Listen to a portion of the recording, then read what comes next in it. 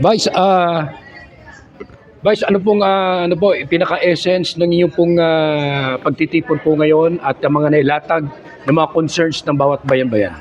So ito po naman ay regular na pagpupulong ng mga Vice Mayor's League ng probinsya ng Quezon at mahalagang pinag-uusapan po namin dito yung mga concerns ng bawat lokal na pamahalaan at paano makakatulong din ang liga sa aming mga kasamahan, be it in governance or in political matters. At yun po yung esensya kung bakit patuloy po na nagdadaos sa pagpupulong ang liga at ng mga pagsasanay tulad po ngayong ginawang araw na ito o lang nakaraang 2 araw.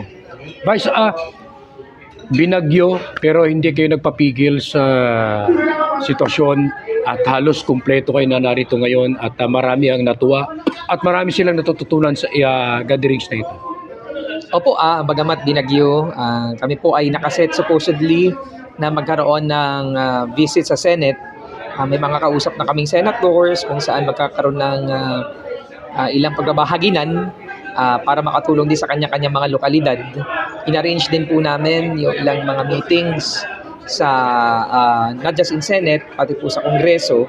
Mangyari po lamang na pasabay ng pagbagyo, hindi magandang panahon at na-cancel po o postpone muna yung aming supposedly mga meetings.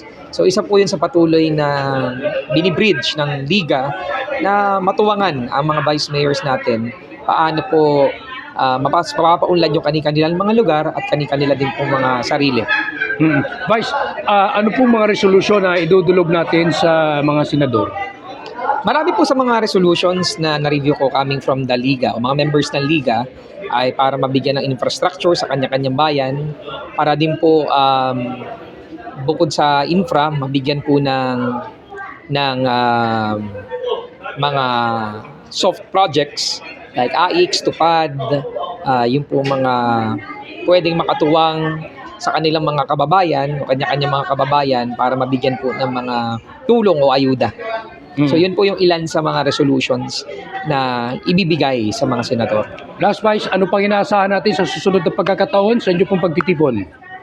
Yung next meeting po natin, we would be holding our next regular meeting sa Atimonan naman.